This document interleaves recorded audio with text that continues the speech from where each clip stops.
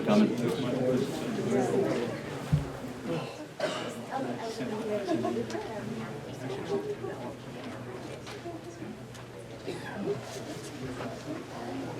So this is the Land Use Academy for the Roosevelt Neighborhood Association. My name is Jim O'Halloran, and I've worked with a team of people that have organized these events.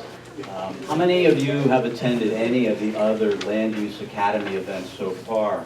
And for some of you, this is your first your land use baptism. Thank you very much. We're happy to have you here, whether it's your first or your last. We have the sign-in sheets on the ground floor, black packets of information, especially if you haven't come before, give you some history and an agenda for tonight's meeting. We are awaiting our primary speaker, but we've got a couple speakers for you here this evening. I've just got a few comments until we roll into the main program. I want to remind us what the Land Use Academy is. I think some of you know it, but I want to give you the background for some of you who are here for the first time. So the Land Use Academy is the latest initiative of the RNA. It's all based on us, and it's happening so that we can talk about a few key issues here in the neighborhood, land use issues, and of course the reservoir is one of them. There's some exciting possibilities, and we, the neighbors, need to understand these things as best we can. In fact, before we started talking about specific topics, like the reservoir, we spent some time, we started back in July at the Bull Moose Festival, and we reviewed the neighborhood history in 8 little chapters. And a month or so later, we talked about current issues in land use planning and had a number of speakers from various city departments to help us think about new topics. And so we've been trying to get smart about this stuff, get some background before we sink our teeth into some pretty meaty issues. I mean, I believe, based on my experience working with the city, that the neighbors and the people that come across as level-headed, as thoughtful, these are the people that get listened to. That's who we are. That's who I want us to be. And so we've been building up to discussions around 3 key topics. And the 3 key topics that are in front of us right now are 3 physical places in the neighborhood. The first one, well, they're in no particular order. They're all important. But the sites surrounding the future light rail station are commonly referred to as TOD, or Transit-Oriented Development. I'm not going to go on about this, but again, I'm trying to give you the scope. The site of the old QFC supermarket will be something else, in 2021. We don't know what it's going to be, but we have some say. So we had Sound Transit come out and talk with us about that in October. And there'll be much more conversation about the so-called TOD topic. So that's one of them. Another big topic that's been on the table for years, you might call it the elephant in the living room, are the blighted properties surrounding the high school. What's going to happen there? Well, that's not so much a blank canvas, because there's a number of factors in play as a developer, and there's some building plans actually drawn, although not much has happened yet. I want for this community to have a conversation with the developer and with the other stakeholders about some of the finer points that are going to happen on those so-called high school blocks. And so the third topic, my goodness, that's me. Is that person? That's what silent is for. So the third topic, of course, is the Roosevelt Reservoir, and that's what we're here to talk about tonight. And the purpose and really the intent is to give you some information and then to have a conversation right here in this room. And ultimately, for each of these 3 topics, it's our plan for the Roosevelt Neighborhood Association to carefully, manage and understand the input that we get from you, not just here in this room tonight, but from a variety of other mechanisms, including a survey. And so we're going to collect this information, and on no strict schedule. We don't have a deadline. We want to do it right. Our stakeholder team, our Land Use Academy team, will draft a document. We'll take it to a general meeting of the Roosevelt Neighborhood Association. It'll probably be here in this room, and we'll brief you on what we think we heard about reuse of the reservoir, if that's going to happen. And then we'll draft a document, and we'll give it to the board of the RNA. And I don't know that you should say that it's a position that the RNA is going to take, I mean, that's really an issue for the board, but it'll be informative, and it'll be reflective of what we learned from you. So very importantly for this Roosevelt topic, I want to explain that the survey, which I think is going to be a key component of collecting the community input. Normally we would show up at this meeting tonight and we'd hand you a survey at the end. But the reservoir property is potentially such a blank slate that we didn't think we knew enough about the possibilities to say tonight, here it is. Instead, we want to hear from you tonight. And so we're really going to be collecting your input to build the survey. So we've got sheets of paper, we've got time for discussion, we've got index cards, and we're going to ask you to tell us tonight what your issues are. And we'll use that input to craft an intelligent survey which will be distributed electronically and otherwise. We want to do it right, and this is our idea of how to do it right.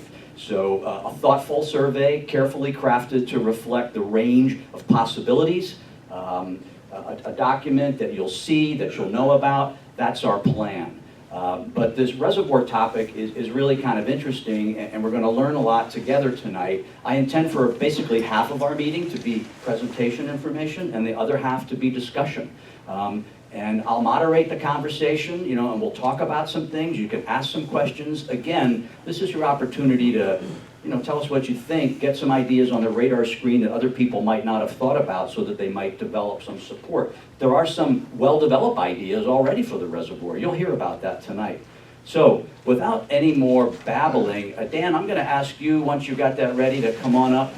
Dan Wells is one of the stalwart members of the team that helps plan the Land Use Academy. He's done a lot of work for this particular meeting, including making arrangements for our primary speaker. So Dan, why don't you tell us what we're in for and who's going to talk to us about what, as best you can. As best I can, okay. Hello everyone. I've been in communication a little bit with Seattle Public Utilities, and basically we've invited them here to share with all of us not only where they're at with their process of studying the reservoir's uses, but also a little bit of background on what the reservoir serves, or what local reservoirs serve, and how their system for predicting need in the future, both locally and from their supplies, is done. And I think it's pretty valuable information that just kind of helps to frame the conversation. And so once Mr. Chen back there has said his piece about where SPU is and what SPU is doing, we have a gentleman from Parks who is going to discuss a little bit with us about their interest and their process if some of those parcels were to become available. And then I believe we're just planning to open it up for discussion. More or less. Yeah. More or less. And some important points about the discussion and the surveys. I see a lot of new faces here, probably a lot of our neighbors from Ravenna and elsewhere. Do make sure that you guys have signed in and have your email address down, because we build a list where we do the survey in the Roosie, and we also email out links and things. And if you're here, your feedback is valuable. So please make sure that you've got your info in there. We won't sell you or spam you or anything, but we want to make sure that we collect that information online. So without further ado, Mr. Alex Chen from SPU. I'll try and run the PowerPoint for you.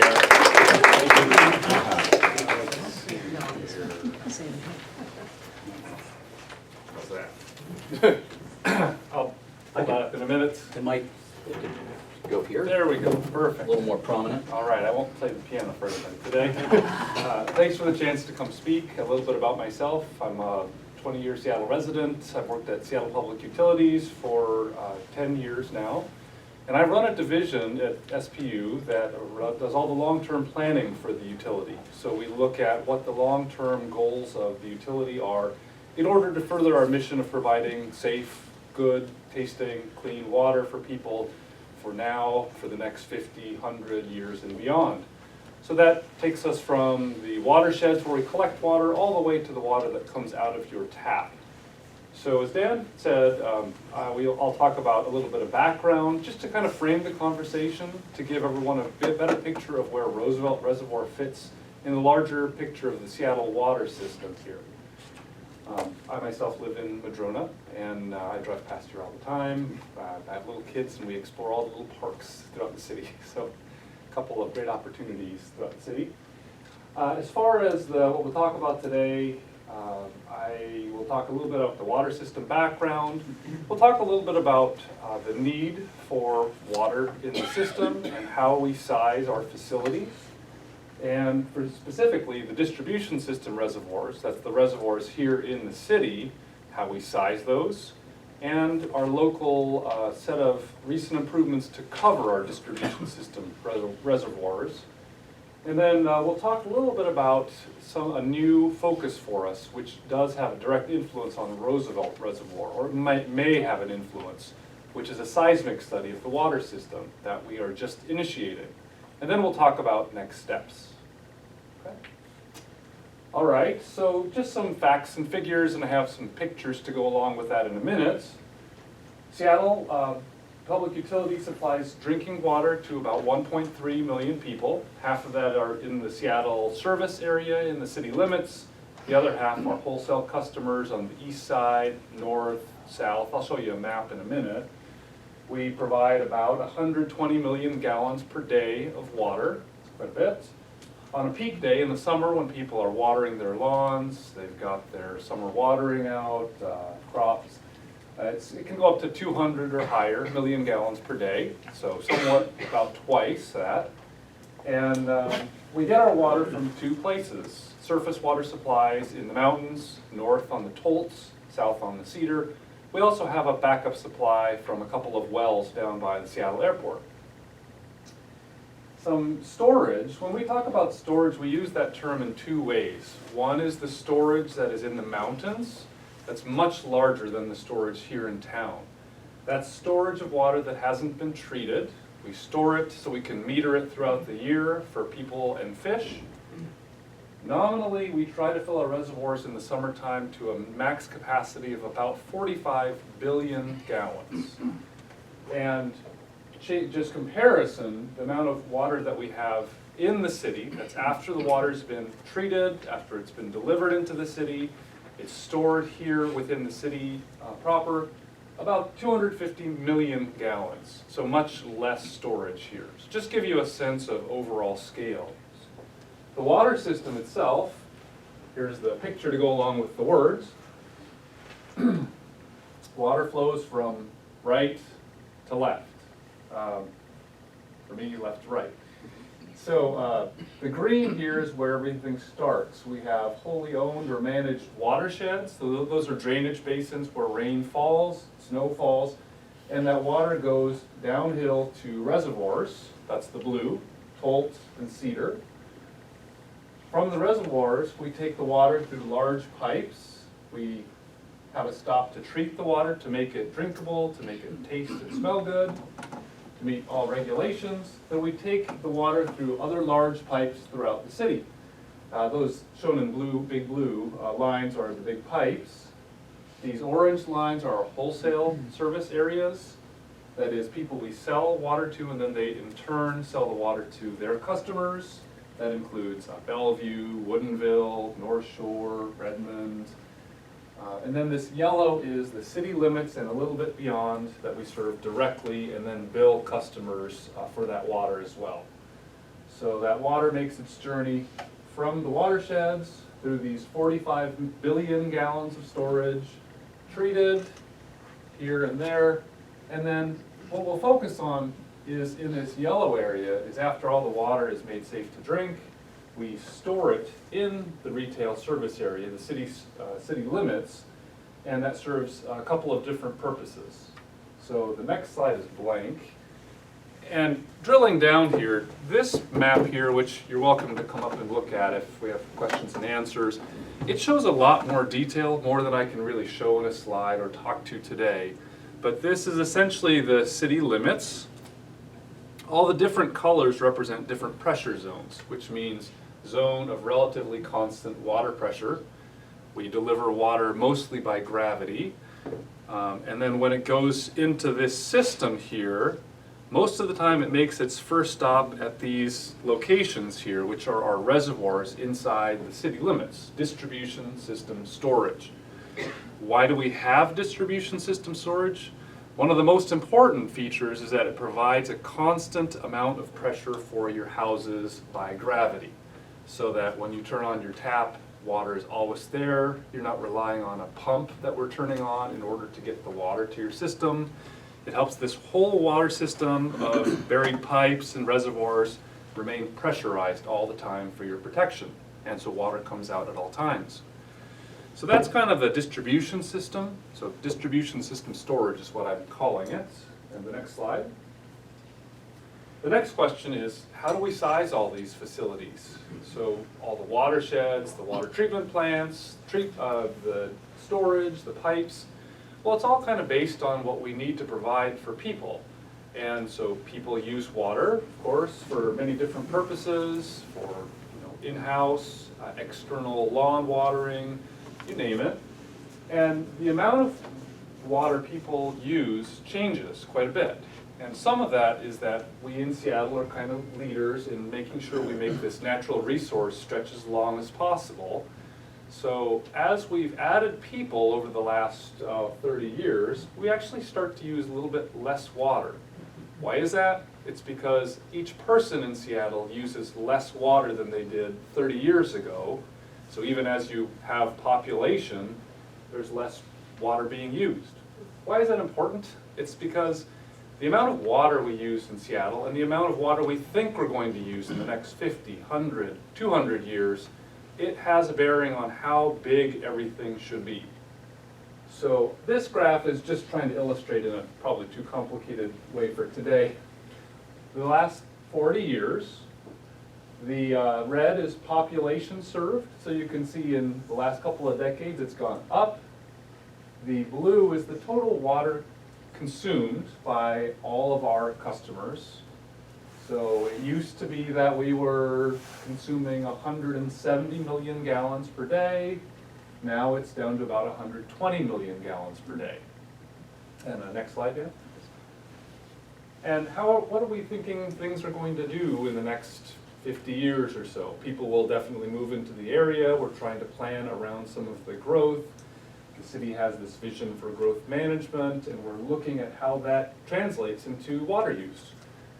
So what we can see is, this is another graph that shows from 1995 till 2060.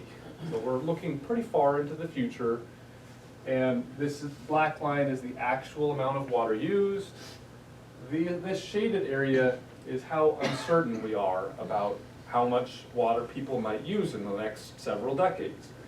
The bottom could be that people are more and more efficient with their water use. The top might be less efficient and bigger population growth. There's a range of uncertainty. And so we're trying to target the right number to size facilities around. Also recognizing that a lot of our facilities, like Roosevelt, we're pretty limited in what we can add. We can certainly take away, but once you take away, if in 50 to 100 years you need more storage, for example, or treatment plant capacity, especially in the city, it's very difficult to add. And if you become limited in your ability to provide water, then the city has economic impacts, like a growth moratorium, for example. Probably not anytime soon for water, but there's lots of cities across the United States where water or sewer are limiting factors on the ability of an area to grow or accommodate new people or to deal with new regulations or you name it. So moving into distribution storage, I won't read all of this, but essentially distribution storage does a lot of different things. This is what's required of us in our Washington Administrative Code. Essentially, operational, standby, and fire or emergency storage volumes. That's what the distribution storage does. So next slide, Dan. And this graphic is attempting to show, this is from our Department of Health, the regulatory agency, what is it that distribution storage does? So whether this is a tank above ground, or like Roosevelt, a below ground reservoir, or like some of our newer reservoirs that have been recently buried with parks on top, below ground, the purpose is the same. You have a band of water that you use to balance the difference between how much people use and how much water you're sending into town from the treatment plants. Equalizing storage is a similar concept. And then this band here is something that more and more utilities are paying much closer attention to. Standby or emergency for storage for fire suppression. How much storage do you keep in your reservoirs in a real emergency? So, next slide. For providing storage, so the storage on an everyday basis, we might only need this much of our storage. But if we were to have a significant fire, a big earthquake, any kind of emergency response, we might need a lot more storage on top of that. So while some of our storage isn't used on an everyday basis, it's there for emergency purposes, for fighting fires, which, as you might know, is one of the reasons the Seattle water system started in the first place, is response to the Great Seattle Fire of 1889. Question? On that chart previous, what was dead storage? Oh, sorry. Dead storage is basically just storage that's inaccessible for whatever reason. You just can't get to it, or it doesn't serve a useful purpose. Good question. Keep me honest here. And then on top of the sizing of storage, so that's I've given you some of the ingredients here. We've also had a mandate to cover our storage. So many cities that are newer in the United States, when they take that treated water and they send it into their distribution system, it's stored in reservoirs that are covered.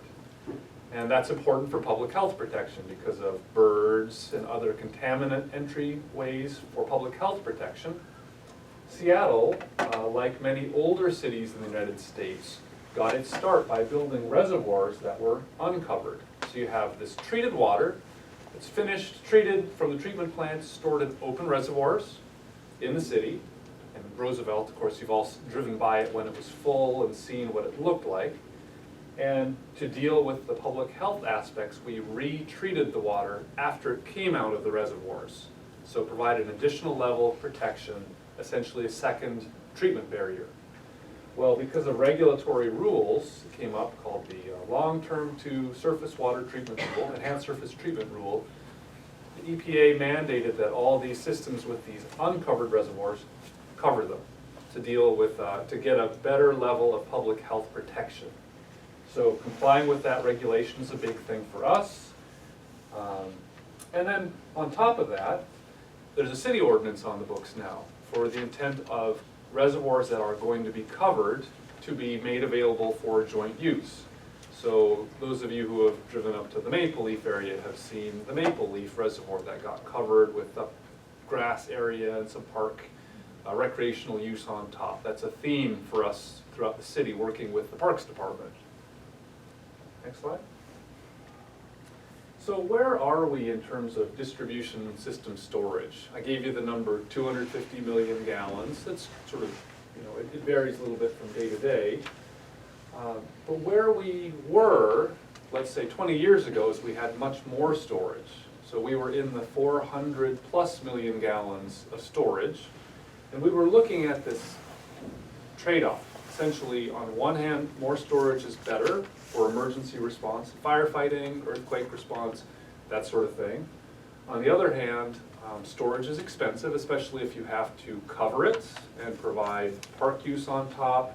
So what's the best balance of those two, maximizing emergency response and maximizing the benefit or the impacts to our ratepayers? How much money to spend? What's the right amount there?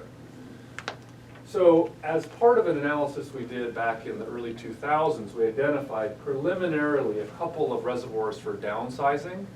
And Roosevelt and volunteer reservoirs, which are shown here, were identified for downsizing and then eventually for potentially decommissioning, taking them out of the system, making other reservoirs serve that load that they were serving.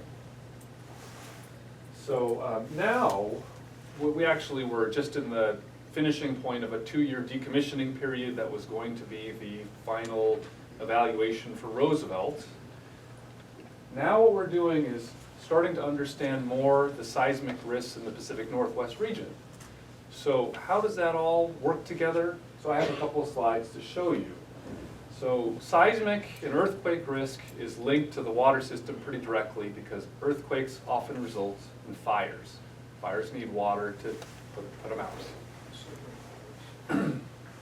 So I won't go into the seismic issues too much, other than in the last 5, 10, 15 years, we've slowly been understanding more about faults in the area that were long thought to be either not active or kind of low concern, and the level of concern has been raised by local geologists. So I'll show you a couple of maps. We've also, as a result, seen that design codes for earthquakes have been getting more and more stringent because of this realization that earthquakes are more of a significant issue around here. So the other thing is that in other areas, the water systems have started to notice that because of their experience post-earthquake, they have seen the need to do additional improvements to their systems to make the systems more resilient for earthquake response. So Northridge earthquake 1994 in Los Angeles area, many fires, many water main breaks, depressurization of the system, limited ability to serve water to certain parts of the area. These other area earthquakes in Japan, Chile, New Zealand, or other kind of poster children for why water systems should be paying more attention to seismic response and reliability. We also are seeing more availability of better pipe that's able to resist these earthquakes. Next slide. So just in a 10-second, I'm a water system engineer, not a seismic engineer, but I can give you the general flavor. One of the people on my staff will go into a lot more detail of this if you want later. We have 3 kinds of earthquakes that are really we're focusing our efforts on. One is the big subduction zone earthquake. That's from these 2 plates lifting and subducting or going under other plates. That is the kind of earthquake that I think you might have seen a New Yorker article featured about 3 months ago. It was pretty exaggerated. Half of Seattle is going to fall into the Pacific Ocean. Everyone will move out of town. And so that's one earthquake we're looking at. Another one is another deep earthquake that has to do with breaking up of this subducting or dropping fault crust layer zone. That we've seen in the Nisqually quake. And then there's these crustal earthquakes, more surface kind of earthquakes in the Seattle and Whidbey region here. So in terms of magnitude, the reason that the New Yorker wrote about this article on this subduction zone earthquake, we're looking at a pretty large magnitude, 9+ on the Richter scale. Whereas some of these other ones are lower on the scale, but they're a lot closer to where we are. So then we have to look at that balance between distance and power for earthquakes. So this is not new to us. We've done several studies over the years, focused on different areas of the system, done earthquake retrofits at several of our facilities, and continue to develop this seismic thinking and planning. Next slide. So these 2 slides just illustrate what we were worried about in 1990, state-of-the-art thinking, and what we're worried about now in 2015. So this map shows primary areas of concern. In this case, boy, you can't read that at all here. The red really is the focus area, was the focus area back then. It's liquefaction areas, poor soils that when they have earthquake movements applied to them, the soils liquefy, water comes to the top, buildings, foundations get shaky, buildings fall down. The Marina District in San Francisco during the 1994, the same earthquake that happened during the Bay Area World Series. Anchorage was liquefied. Yeah, those are the areas that we are worried about primarily because we know that in any sort of earthquake, we're going to experience liquefaction, shaking, building collapse. So areas like the Duwamish, areas of river valleys, these sorts of things were concerned that we were starting to plan back then. Next slide, man. Here we are in 2015, it's the same map, but more areas of concern. So now in addition to this deep subduction zone quake that's way off the coast, magnitude 9, if you look at our system, this is the Seattle Fault Zone. And I call it a zone because it's not like the San Andreas Fault in California where it's mapped pretty precisely. It's an area about a mile wide that has had some fault activity in the past and may have some in the future. This one is the North Whidbey Fault Zone. Again, these green lines show that. And if you look at our water system, well, our Cedar supply comes from here and goes right through the Seattle Fault Zone. Our Tolt supply is here and goes right through the North Whidbey Fault Zone. So it changes our thinking in terms of how much more resiliency we want to try to build into the system. So our seismic study is to look at performance goals. How much water do we want to be able to provide? How many days or hours or weeks after a significant earthquake? Understand that performance, and then look at what upgrades we need to do to our system to meet those goals. And upgrades could include system upgrades, which might be putting in better pipe or replacing our pipe slowly over the next 20 to 50 years. It could be looking at how much storage is needed after an earthquake. We could look at emergency response planning, that is having people more available to respond to major pipe breaks, and potentially modifying our goals to more economically achievable goals so that ratepayers don't see as much of an impact. So we're initiating that study now. We plan to be complete by the end of 2016. And where all of this rolls together is that part of the study is looking at how much storage we really need in our system in order to deal with post-earthquake response in a proper and conservative manner. So I'll just give you some sort of comparison points, just because I think it helps to understand where others are. So two utilities in the Bay Area that are well known for their planning, because the San Andreas Fault and other fault zones are so well known down there, they are kind of either finishing or in the middle of major seismic improvements. And if you look at their storage relative to their demand, so let's say if I had 500 million gallons of storage and 100 million gallons of demand, that's 5 times the amount you need. The five days worth of storage. Okay, that's just rule of thumb numbers. So for us, if we have 250 million gallons of storage and our demand for our service area is 70 or 80 million gallons, we have like 3.5-ish days of demand. It's not bad. San Francisco is about 4.5. East Bay Municipal Utility District, which serves Oakland, is like 4.5 to 5. So if you were just going to do a rule of thumb comparison without this complicated study, you might say, well, this might lead us to wanting to have more storage. And I say that because without Roosevelt and volunteer reservoirs, that's the 250 million gallons. How much more does Roosevelt and volunteer add? Roosevelt is 50 million